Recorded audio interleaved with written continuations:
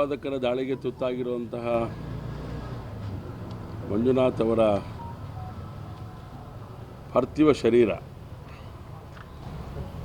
ನಾಳೆ ಬೆಳಗ್ಗೆ ಶಿವಮೊಗ್ಗಕ್ಕೆ ಬರುತ್ತೆ.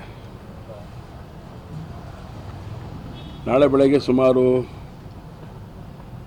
9 ಗಂಟೆಗೆ ರೀಚ್ ಆಗ್ಬೋದು ಅಂತ ಅಂದ್ಕೊಂಡಿದ್ದೇವೆ. ಸ್ವಲ್ಪ ಆಚೆ ಈಚೆ ಅದು ಬಂದಂಥ ಸಂದರ್ಭದಲ್ಲಿ ಯಾರು ಅವರ ದರ್ಶನಕ್ಕೆ ಬರ್ತಾರೆ ಅವರಿಗೆ ಬೇಕಾಗಿರುವಂಥ ಎಲ್ಲ ವ್ಯವಸ್ಥೆಗಳನ್ನು ಮಾಡುವಂಥ ಕೆಲಸವನ್ನು ಈಗಾಗಲೇ ಮಾಡಿದೆ.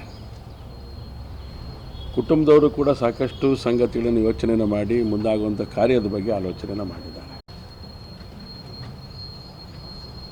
ಇಡೀ ಶಿವಮೊಗ್ಗದ ನಗರದ ಜನತೆ ಬರ್ಬೋದು ಅಂತ ನಿರೀಕ್ಷೆಯಲ್ಲಿದೆ.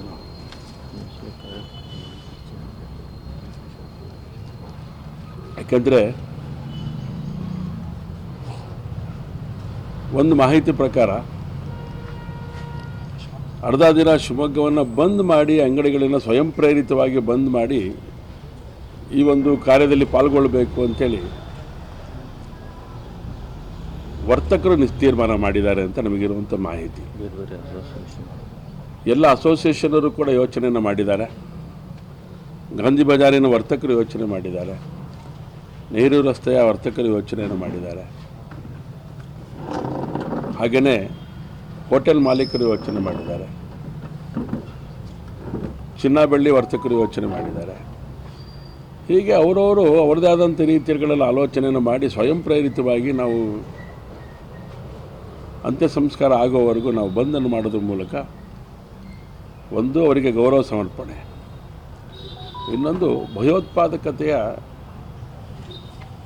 ಒಂದು ಸಂಗತಿ ಏನಿದೆ ಇದು ಯಾವುದೇ ಕಾರಣಕ್ಕೂ ಮುಂದುವರಿಬಾರ್ದು, ಭಯೋತ್ಪಾದಕತೆ ಸರ್ವನಾಶ ಆಗಬೇಕು ಅಂಥೇಳಿ ಅವರು ಮನಸ್ಸಲ್ಲಿರುವಂಥ ಭಾವನೆಯನ್ನು ಪ್ರಕಟ ಮಾಡಿ ಅರ್ಧ ದಿನ ಬಂಧನ ಮಾಡುವಂಥ ಕೆಲಸವನ್ನು ಅವ್ರು ಮಾಡ್ತಾಯಿದ್ದಾರೆ. ಕ್ರಿಮೇಷನ್ ಮುಗಿದ ತಕ್ಷಣ ಅವ್ರ ಪಾಡಿಗೆ ಅವರವರ ಇದಕ್ಕೆ ಹೊರಟೋಗ್ತಾರೆ. ಇದು ನಾಗರಿಕರಲ್ಲಿರುವಂಥ ಭಾವನೆಗಳು ಪ್ರಕಟೀಕರಣ ಅಂಥೇಳಿ ನಾನಂತೂ ಭಾವಿಸ್ತೇನೆ. ಸ್ವಯಂ ಪ್ರೇರಿತವಾಗಿ ಶಿವಮೊಗ್ಗ ನಗರ ಬಂದಾಗತ್ತೆ ಅಂತ ಹೇಳಿದಾಗ ಸಹಜವಾಗಿ ಬೇಕಾಗಿರುವಂಥ ಆಲೋಚನೆಗಳನ್ನು ನಾವೀಗಾಗಲೇ ಮಾಡಿದ್ದೇವೆ. ಕುಟುಂಬಸ್ಥರ ಜೊತೆಗೆ ಚರ್ಚೆಗಳನ್ನು ಮಾಡಿದ್ದೇವೆ. ಅವರು ಆಲೋಚನೆಯನ್ನು ಮಾಡಿದ್ದಾರೆ. ಇಲ್ಲಿ ಬೆಳಗ್ಗೆ ಇಲ್ಲಿ ಗೌರವ ಸಮರ್ಪಣೆಗಳು, ಶ್ರದ್ಧಾಂಜಲಿ ಸಭೆಗಳು ಇಲ್ಲಿ ಆಗತ್ತೆ. ಅದಾದ ನಂತರ ಧಾರ್ಮಿಕ ವಿಧಿವಿಧಾನಗಳು ಅಲ್ಪ ಮಟ್ಟಿಗೆ ಇಲ್ಲೇನಾಗಬೇಕು ಮನೆ ಮುಂದೆ ಅದು ಮಾಡ್ತಾರೆ. ಅದಾದ ಮೇಲೆ ಪಾರ್ಥಿವ ಶರೀರದ ಅಂತಿಮ ಯಾತ್ರೆ ಪ್ರಾರಂಭ ಆಗತ್ತೆ.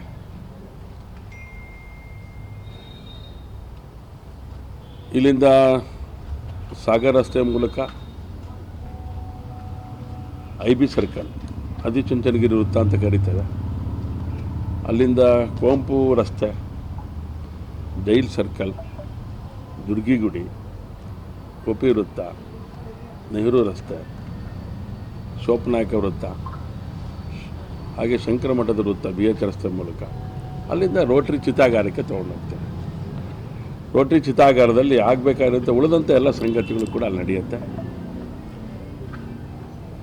ಅಲ್ಲಿ ಸುಮಾರು ತುಂಬ ಸಮಯ ಅಲ್ಲಿ ಅವಶ್ಯಕತೆ ಇರೋದರಿಂದ ಸುಮಾರು ಇಲ್ಲಿ 12-12:30 ತನಕ ಇಲ್ಲಿ ಜನರ ದರ್ಶನಕ್ಕೆ ಬಿಟ್ಟು, ನಾಗರಿಕರ ದರ್ಶನಕ್ಕೆ ಬಿಟ್ಟು 12:30 ನಂತರ ಸುಮಾರು 12:30-1 ಗಂಟೆ ಒಳಗಡೆ ಇಲ್ಲಿಂದ ಆ ಮೆರವಣಿಗೆ ಹೊರಡತ್ತೆ ಅಂತ ಯೋಚನೆ ಮಾಡಿದ್ದೇವೆ.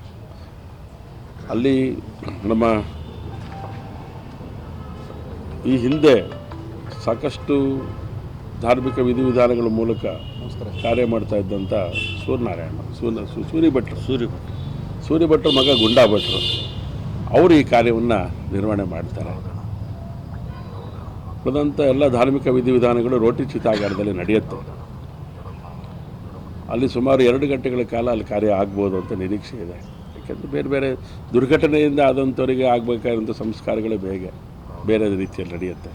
ನಾರಾಯಣ ಬಲಿನೂ ಕೂಡ ಅಲ್ಲೇ ಮಾಡಬೇಕಾಗಿರೋದ್ರಿಂದ ಆ ಕಾರ್ಯಕ್ಕೂ ಸಭೆ ಬೇಕಾಗಿರೋದ್ರಿಂದ ಒಟ್ಟಾರೆ ಧಾರ್ಮಿಕ ವಿಧಿವಿಧಾನಗಳ ಮೂಲಕ ಈ ಶವ ಸಂಸ್ಕಾರವನ್ನು ನಾವು ಮಾಡೋರಿದ್ದೇವೆ. ಇಷ್ಟಕ್ಕೆ ಸಿದ್ಧತೆಗಳನ್ನು ಈಗಾಗಲೇ ಮಾಡಿದೆ. ವಿಶೇಷವಾಗಿ ಜಿಲ್ಲಾಧಿಕಾರಿಗಳು, ರಕ್ಷಣಾಧಿಕಾರಿಗಳು, ಇಡೀ ಪೊಲೀಸ್ ವ್ಯವಸ್ಥೆ ಇದರೊಳಗಡೆ ತಮ್ಮದೇ ಆದಂಥ ರೀತಿಯಲ್ಲಿ ಆಲೋಚನೆಗಳನ್ನು ಮಾಡಿ ಇಲ್ಲಿಯ ದರ್ಶನಕ್ಕೆ ಬೇಕಾದಂಥ ವ್ಯವಸ್ಥೆಗಳನ್ನು ಈಗಾಗಲೇ ಅವ್ರು ಮಾಡಿದ್ದಾರೆ. ಸೊ ಅಂತ್ಯ ಸಂಸ್ಕಾರದ ಕ್ರಿಯೆ ಯಾವುದೇ ಅಡ್ಡಿ ಆತಂಕಗಳಿಂದ ನೆರವೇರಬೇಕು ಅನ್ನೋದೇ ಎಲ್ಲರ ಮಹದ ಆಸೆ. ಪ್ರಹ್ಲಾದ್ ಜೋಶಿಯವರು ಬರ್ತಾರೆ ಅಂತ ಸುದ್ದಿ ಬಂದಿದೆ. ಎಂ ಪಿ ರಾಘವೇಂದ್ರ ಅವರು ಇರ್ತಾರೆ, ಉಳಿದಂತೆ ಯಾರ್ಯಾರು ಬರ್ತಾರೆ ನಿಮ್ಗೆ ಗೊತ್ತಾಗ್ತಾ ಹೋಗಬೇಕು ಯಾರು ಬರ್ತಾರೆ ಏನೋ ಅಂತ ಹೇಳಿ. ಸೆಂಟ್ರಲ್ ಮಿನಿಸ್ಟರ್ ಪ್ರಹ್ಲಾದ್ ಜೋಶಿ ಅವರು ಬರ್ತಾರೆ. ಎಲ್ಲ ಕೇಂದ್ರದ ಸಚಿವರು ಕೆಲ ಕಡೆ ಹೋಗಬೇಕು ಅಂತ ಈಗಾಗಲೇ ಯೋಚನೆ ನಡೆದಿದೆ. ಅದರ ಆಧಾರವಾಗಿ ಶಿವಮೊಗ್ಗ ನಗರಕ್ಕೆ ಪ್ರಹ್ಲಾದ್ ಜೋಶಿ ಅವರು ಬರ್ತಾರೆ.